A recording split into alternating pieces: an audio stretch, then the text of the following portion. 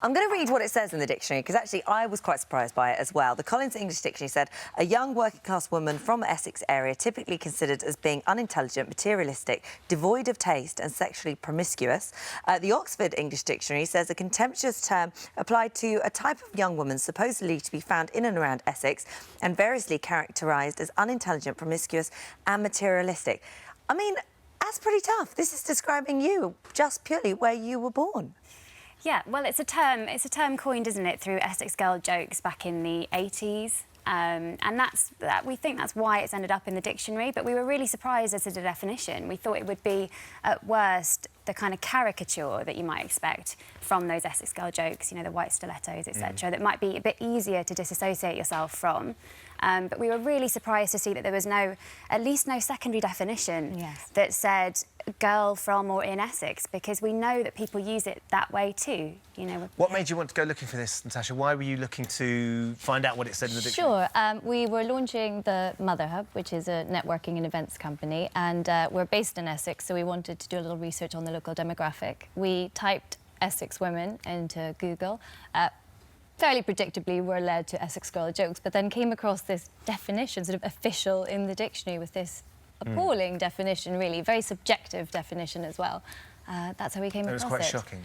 Yeah, I can say we were shocked. Dani, you're an Essex girl. I am. And I'm sure very proud of that. I'm an Essex boy and I'm very proud of my roots as well. Are you as offended as these two by the definition of an Essex girl? No, absolutely not. It's just a bit of fun. And you're actually an Essex girl, whereas the two of you weren't born in Essex. Sure. No. OK, go on, sorry, Dani. Yeah, I mean, I would actually go as far as to say the term Essex girl has put Essex on the map. It's given rise to shows like Towie, and people like Amy Childs, Gemma Collins have become pop culture icons. I mean, we don't look at them and say, oh, look at that Essex girl, that dumb Essex girl. The term dumb blonde is in the dictionary.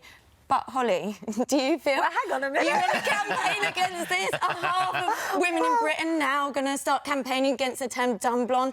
I mean, come on, we're being a little bit pedantic here. Let's take it with a pinch of salt and have a bit of fun. Do you think they're just being a bit sensitive about this? The thing is, you've gone on to have children, and Juliet, your daughter, for example, so she is born in Essex. I actually have two sons, but Natasha has two daughters. Sorry. I do, and I think that's a really important fact to take into consideration. I think, you know, I'm a grown woman. We're doing this for the next generation of Essex girls. It's gone on long enough, hasn't it? And I think we can say, oh, you know, it's just a bit of fun, but we have had, I cannot tell you, I mean, thousands of signatures on the petition in 2 weeks.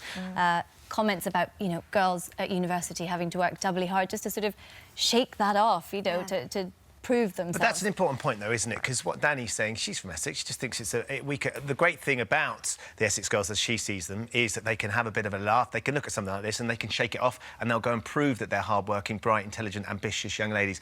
And surely, rather than getting it taken out of the dictionary or deleting it, the thing to do would be to redefine it, which is, I think, what Dani's trying to do. Yeah, I mean, it doesn't say a girl from Essex. It says a girl who is typically from the Essex area. That doesn't necessarily define every girl who derives from Essex, does it? But what Ben just said there was, you know, should you take it that seriously? You know, you just prove that you are intelligent and that's... But why should you have to start on that back foot just because of where you're from? Why should you have to prove you're intelligent because you're blonde? I don't feel that I do. No, exactly. So why should we have to feel like that because of this term Essex? That's what I'm saying. And I think it's also in the dictionary as a lady with fair hair. So, whereas Essex girl isn't in the dictionary with a secondary definition that says a woman from or a girl from or in the Essex area. It is more than the definition, though, our campaign. It is about reclaiming and redefining it. We think people are already doing that. People are already saying, I'm a proud Essex girl. And when they say that, they're not saying, I'm a proud, materialistic, sexually promiscuous, unintelligent woman. Devoid of taste. Have you tried speaking... I mean, I know that we've got comments from the dictionaries, but have you actually tried speaking to them and saying, look, can we understand where this has come from? Because I was quite surprised. You just said that it was only entered into the dictionary in 2002. I know. It is really, really surprising because, in our opinion, by then it had kind of become a very old, obsolete, almost like a caricature. Obsolete, that's exactly the word. So we were surprised, and we are talking to them. In fact, we're going to be talking to them again this afternoon.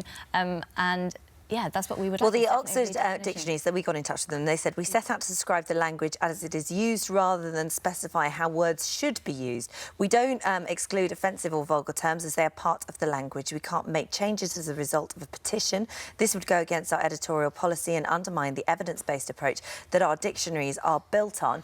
I mean, it's interesting. They say that's evidence-based approach. I mean, that means they've collated evidence and that's proving their point. Yeah, what's really interesting is they've also said, whilst they may not be able to remove it from the historical archive of language, what they can do is look to possibly redefine it. So continue to look at how the term is being used, and if usage has been updated, which we believe it has, they can re-look at the definition. It can also, if it's made obsolete, be taken out of print dictionaries. OK,